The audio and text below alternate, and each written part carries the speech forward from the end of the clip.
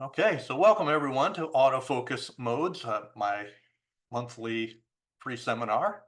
And tonight we're going to talk about obviously autofocus and some of the different modes for that and ways to make it work even better for you. It's funny, I grew up in the days of photography before autofocus, and life was pretty simple then. I manually focused my lens, and lots of great shots came out really blurry.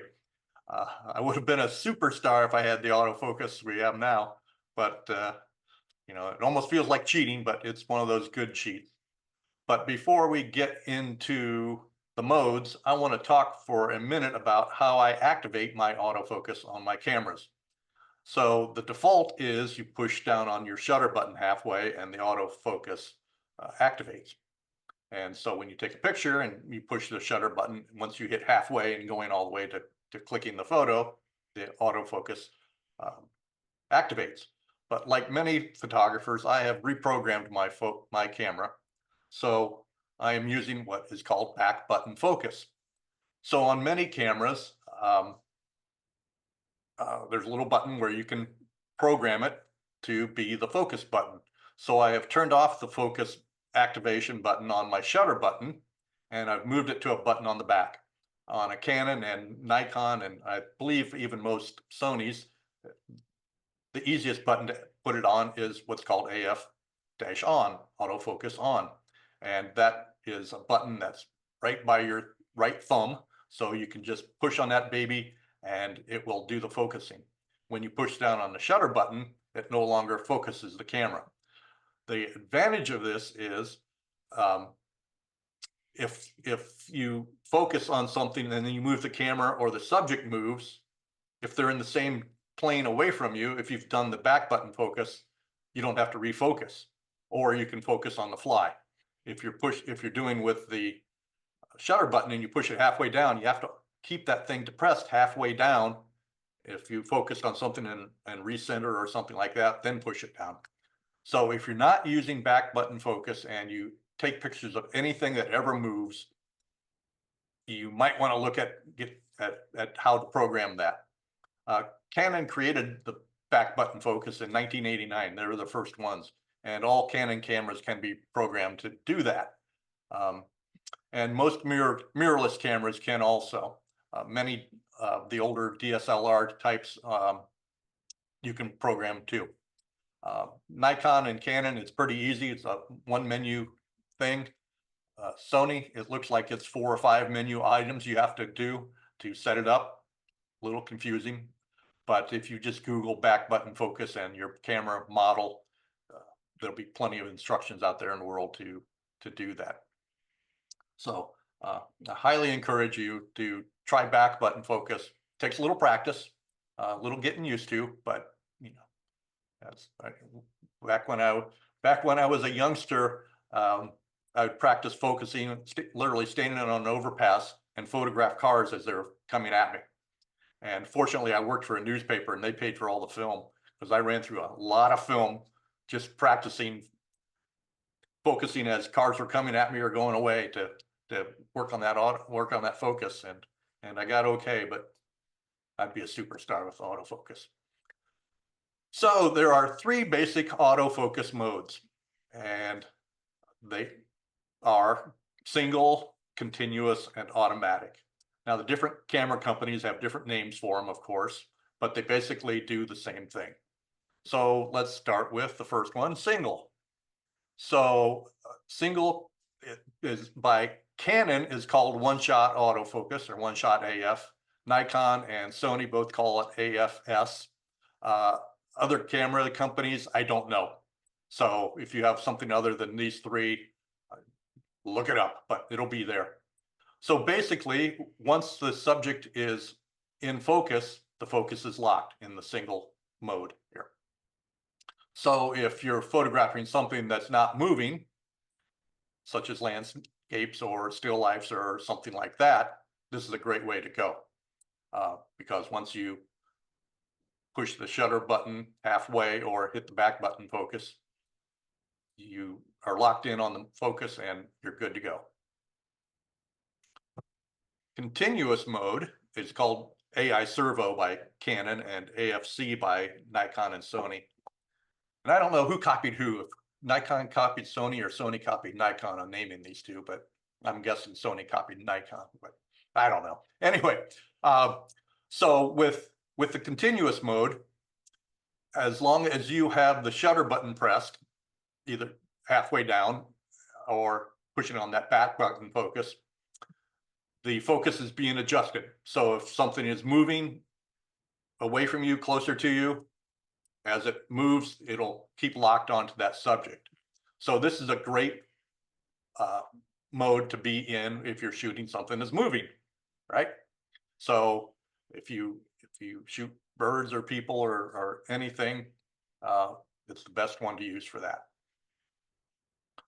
So then there is also an automatic mode, and Canon calls it AI focus, Nikon and Sony call it AF-A, autofocus A for automatic. And in this one, the camera automatically switches between the AFS and AFC mode. So it looks at the subject, and if it's static, if it's not moving, it's on the AFS. If the subject moves, it'll switch it over to the AFC. Sounds really good, but there's a big drawback in that there can be a lag between the time that it's doing the switching. Something's moving fast, you may have missed it. So many of the high-end cameras don't have this mode, which is kind of unusual. Usually it's the high-end cameras that have everything, but a lot of the high-end cameras don't have this mode at all. So if you're using a newer, Nikon Z9 or Z8, it probably doesn't have it. The Canon R5 doesn't have it. And I'm not a fan of this setting. I have the Canon R5 and it doesn't have it, and I'm happy. If it did have it, I would never use it. So I'm not a fan. I don't recommend it, but it's there if you like automation. Okay. So let's talk about which one I use most of the time. And it is the continuous. So even though I shoot a lot of landscapes, my autofocus mode is on Canon AI Servo, the continuous. That way, if I do get to, if I'm shooting a landscape with a telephoto and an eagle flies into my scene, I can focus on him pretty quick, so I don't have to worry about switching over. So a lot of people have some pre-programmed or some programmable keys on their camera, and they will set one programmable up for the single shot and one up for continuous autofocus. That way you can just quickly push that button and you jump over to that mode. It's a great way to go. But if you're not sure which one to use, go with the continuous. And but if you only shoot things that don't move, stick to the single. That makes sense. So let's talk about the autofocus points in a camera. So this is another big point of confusion. So you need to tell your camera what area in the frame you want it to use as a focus point. And focus points may look like what you're seeing on the screen. Might not, depends on what camera you have. But basically, they're little boxes within the camera that you can tell which box to be what it's focusing on. Okay, so if the subject is right in the middle of the picture, you'd use the point right in the middle. If it's off to the right side, you'd use a point off to the right, off to the left, the other way. So how this is set up varies widely between cameras and models, even models or brands, between camera brands and camera models. So a DSLR may have 64 points for autofocus. At one point, that was a tremendous number. The new Nikon Z9 has over 4,000 points, and you don't see them like this. So it's a different look. but just think about them as being little boxes that you can tell the camera, this is where I want to focus, right? So my Canon R5 is the higher end uh, mirrorless, and mirrorless are the way they autofocus is inherently better than a DSLR. Um, the autofocus is built right into the sensor, whereas in a DSLR, there's another little sensor that's by the mirror that handles that, and so the autofocus just works better in most mirrorless cameras. So on my camera, I can set up for it to find a face and then track it.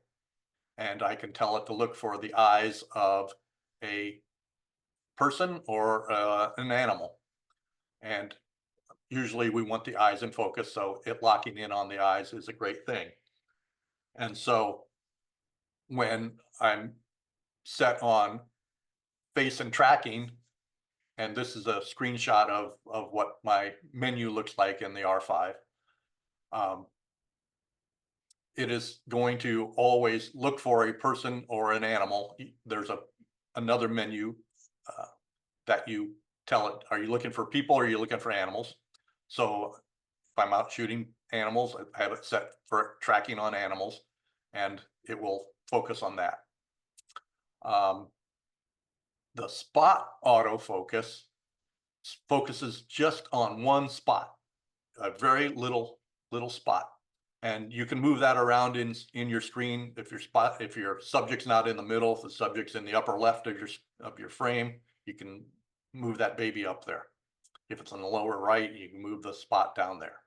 So most cameras, the list that I have here, have something similar. They might be called something different. I did a good deal of research, and the names and what they had were all over the place.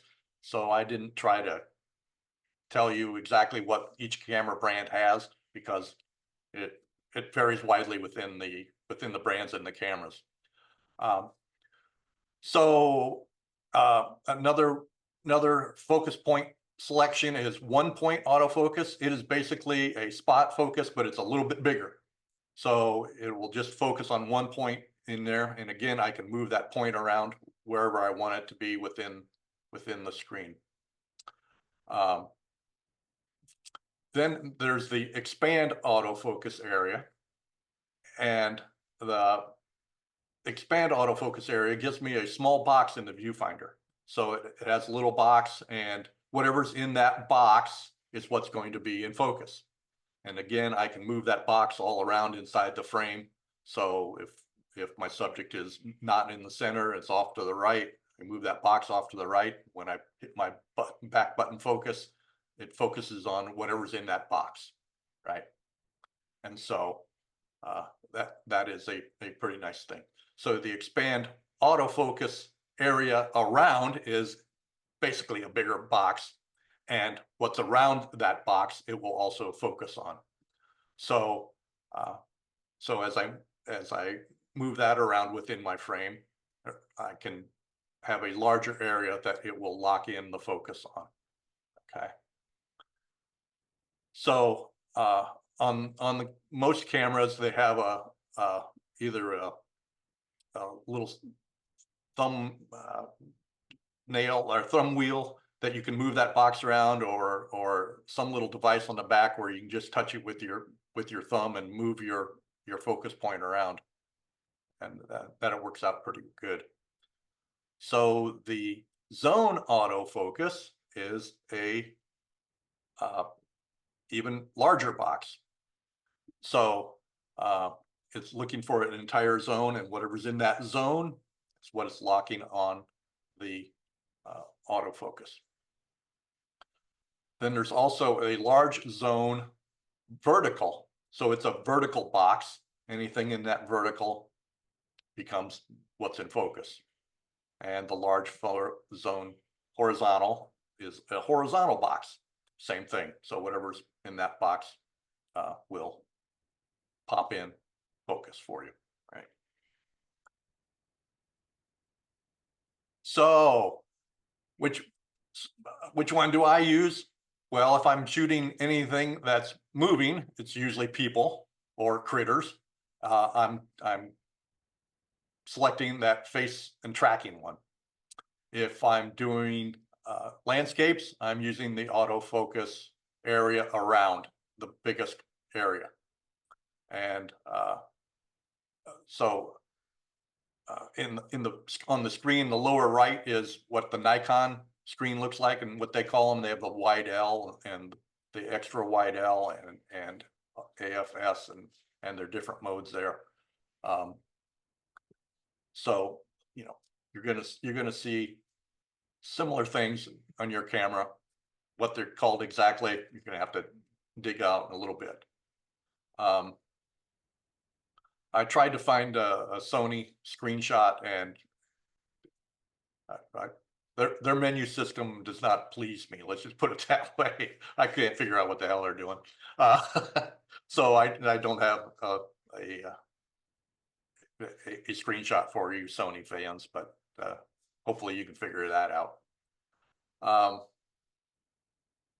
And of course, nothing simple. So if you are looking through your viewfinder, you may have different points available than if you're looking on live screen, if you're focusing using the screen on the back of your camera.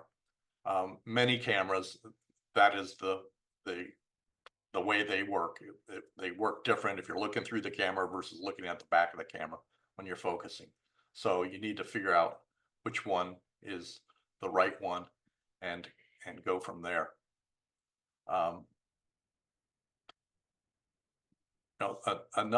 Another thing that you kind of need to be concerned with is the types of focus points.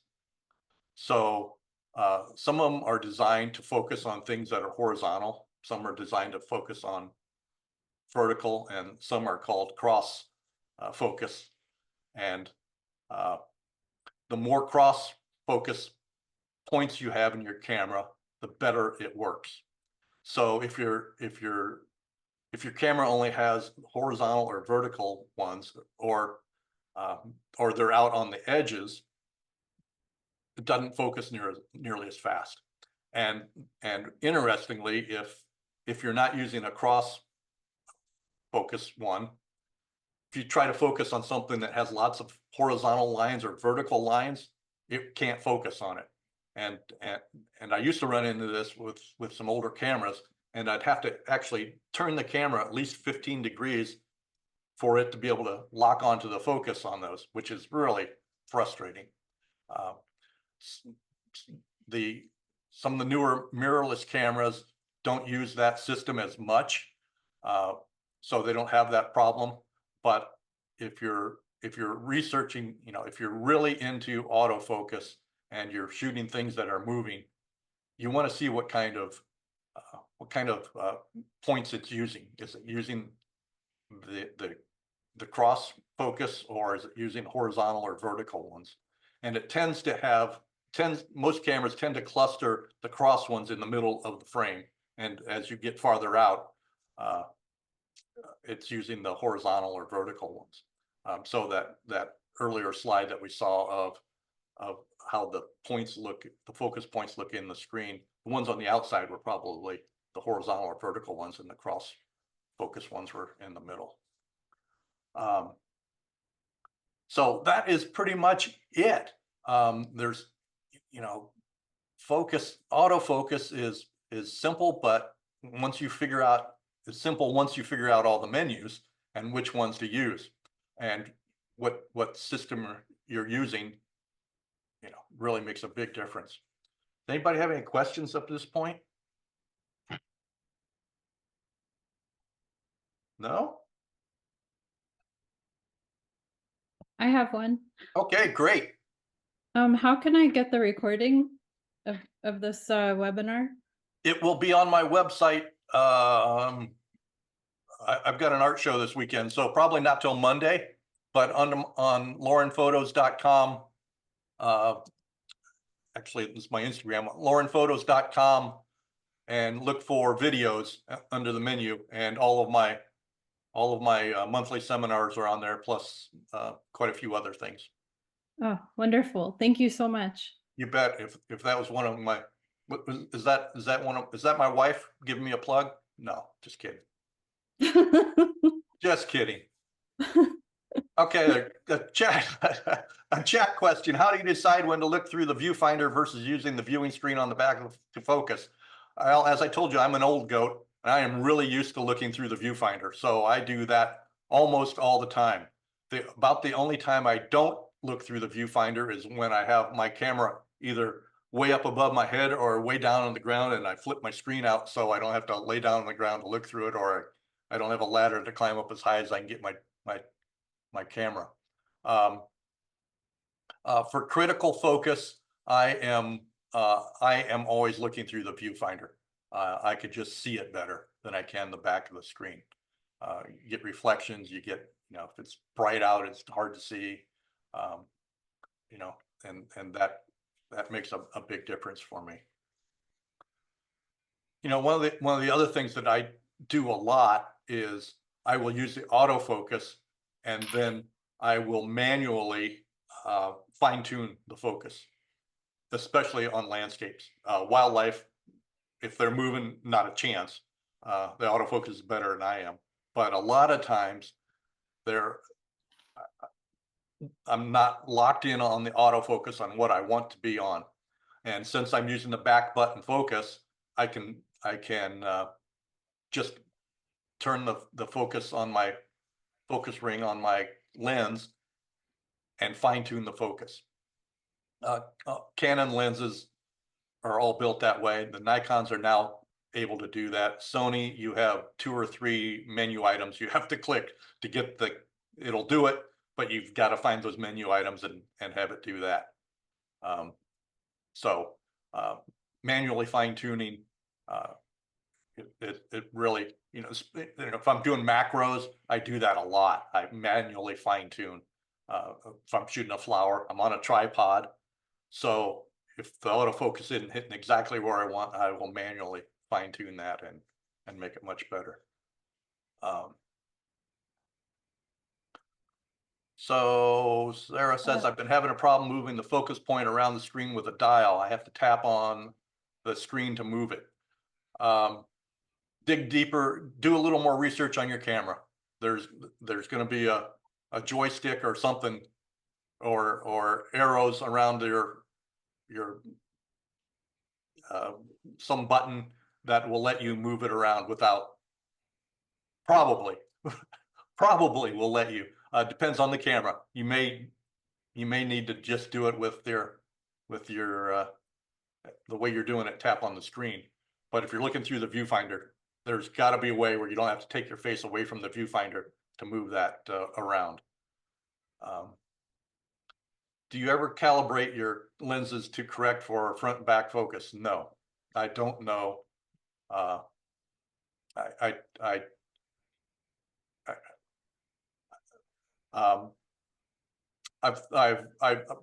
10 years ago bought a calibration thing, never used it.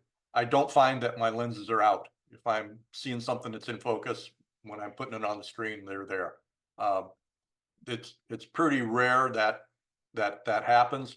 There are times when it can, and the best way to do that is send your camera, the camera and the lens, to your manufacturer, and they will synchronize the two, and that can make a difference sometimes. Yes. Lauren, I could say for like Nikon DSLR, that focused fine tuning you can do on some cameras for your lenses, but it's really not a problem for mirrorless. Yeah.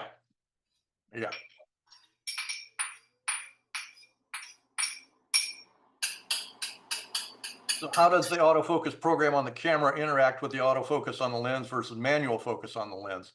So again, this depends on your lens and your camera and what menu items you've chosen. Nikon and Canon, you don't need to choose a menu item to do manual fine tuning. Sony, you do. But basically, you just, you know, your lens is still on autofocus, but you can manually focus it also. So, so you don't have to do with the Canon and the Nikon, you don't have to do any other menu settings. Like I said, in Sony, you need to tell it that that's what you want to do, and it'll let you. And I forget exactly what they call it, but again, you Google manual autofocus lens Sony, and you'll be able to find that menu item pretty quick. It's not doable with all cameras.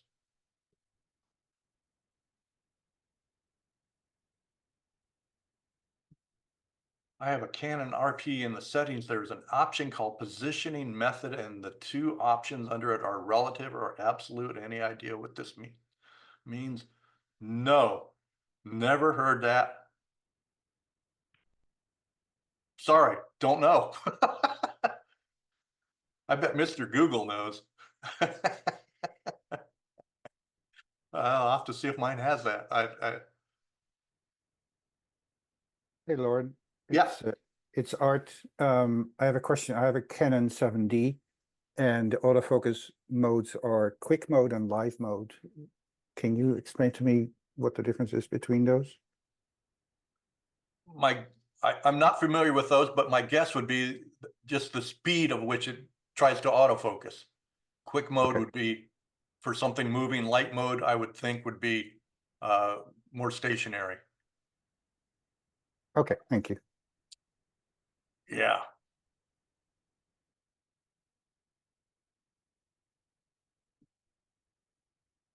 So Gil says new cameras have a stickiness setting. What camera is that, Gil? Is that the Z's, the Nikon Z's?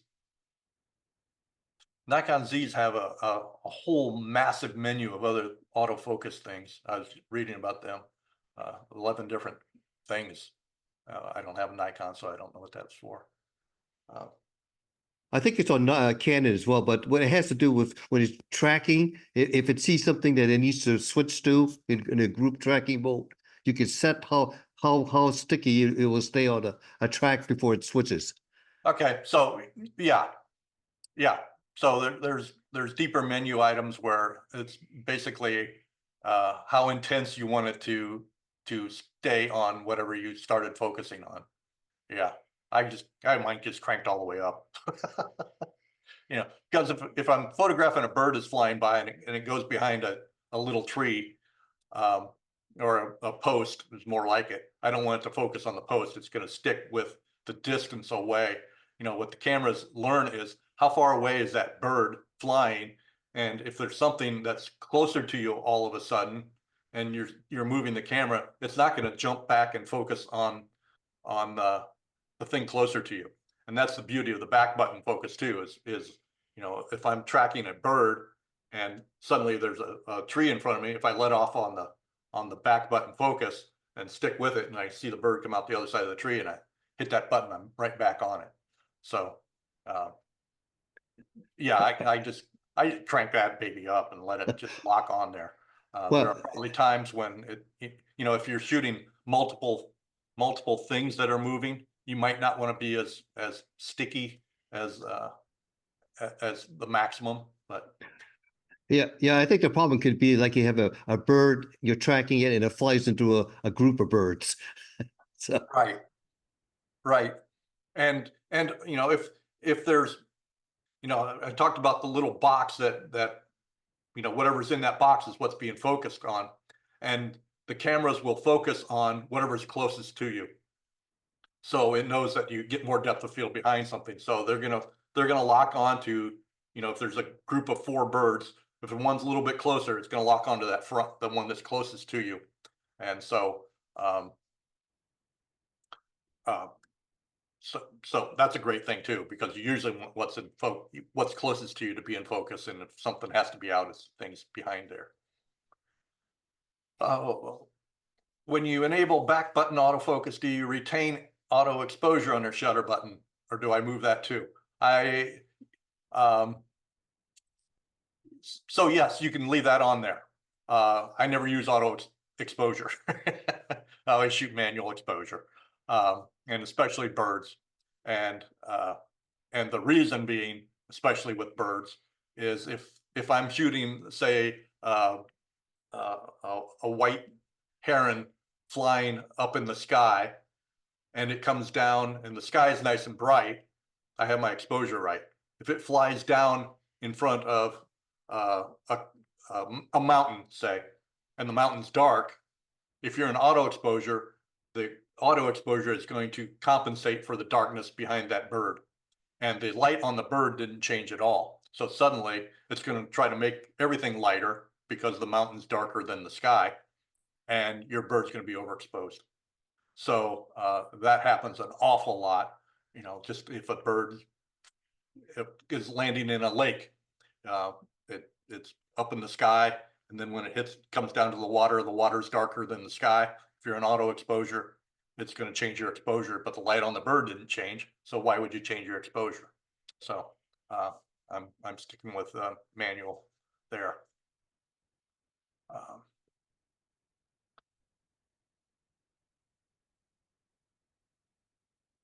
Yeah, so Sarah figured out that there's a button on the right side of a Canon that kind of looks like that little screen that I showed you. It has the dots around it, and the box with dots inside of it, and that lets you move your focus points inside. And that on the Canon, it's clear to the right of the back of your camera. You know, I do a winter frozen in your house kind of workshop, and one of my weekly challenges is look at all the buttons on your back of your camera and see which ones you don't have any clue what that does, and then look it up.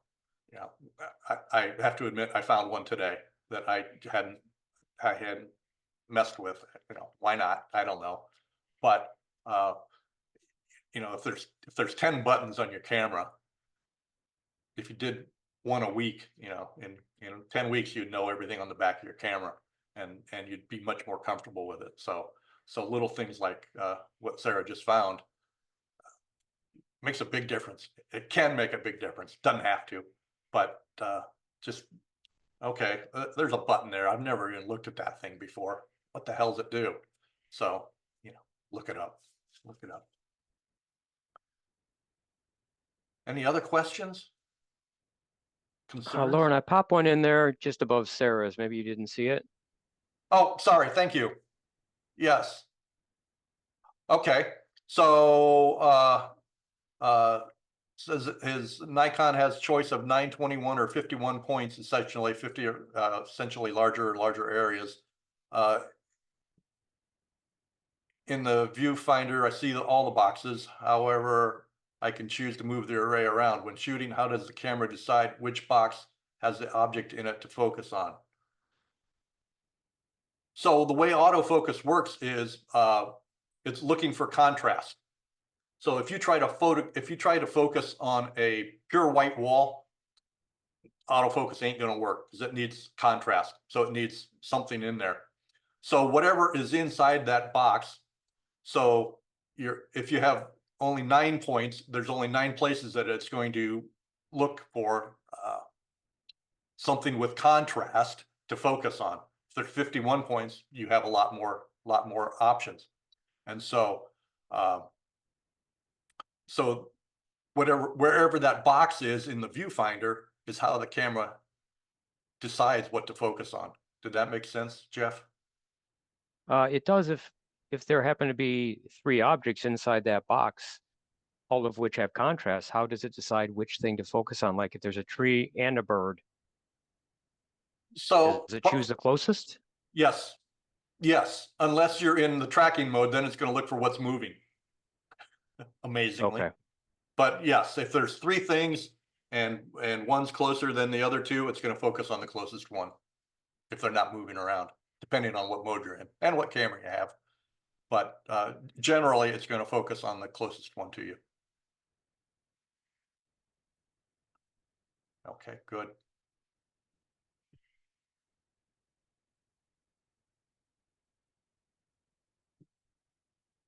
So Sarah said you can also press the AF and then the delete button and an auto center.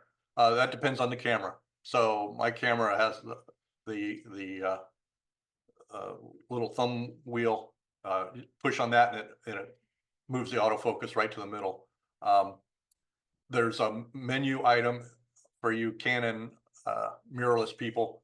I find that a lot of times when I turn the camera off and when I turn it back on, the autofocus box has moved up to the upper corner.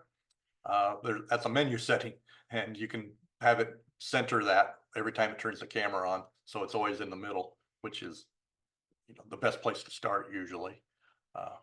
But I find that a lot of time I don't have my autofocus points in the middle of the frame. There, I'm moving that box left or right or up and down or something, because usually my subject's not right smack dab in the middle of the picture. It's off to the side. So, but when I'm tracking birds, yeah, it's probably right in the middle. Yeah.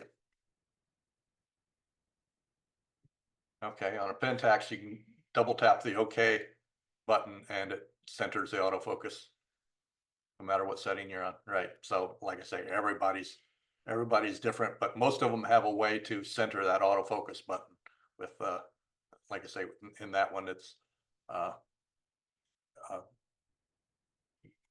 double tapping something.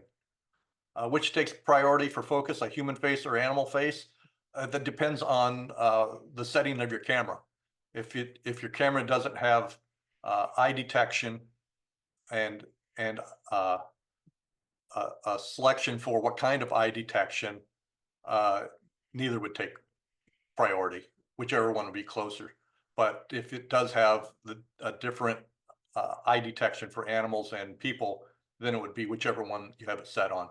So if you're taking a picture of somebody holding a cat and you had it set on people, it's going to focus on the person's eyes. If it's set on animal, it'll focus on the cat's eyes. Okay. Do you find that AI servo is reliable in tracking a subject, or do you just have to snap a lot of shots? Yes, it is reliable. It is amazingly reliable. You can lock on and things that are, you know, the hardest for them is something running right at you. That's the hardest thing to autofocus. But boy, I'd be a superstar if I had this when I was a newspaper photographer, when I was shooting sports a lot. But yeah, it does a marvelous job of tracking, and especially when you're using that back button focus and you're on the AI servo or the continuous, he's holding that button down and it'll lock onto that and it won't let go until something makes it do that. Yeah. Yeah. Okay, so Nikon, you can choose people, animals, or objects too. Yeah. Yeah. Well, thank you, folks. I appreciate you joining me tonight. I hope it was as good for you as it was for me. And we'll see you next time. Take care.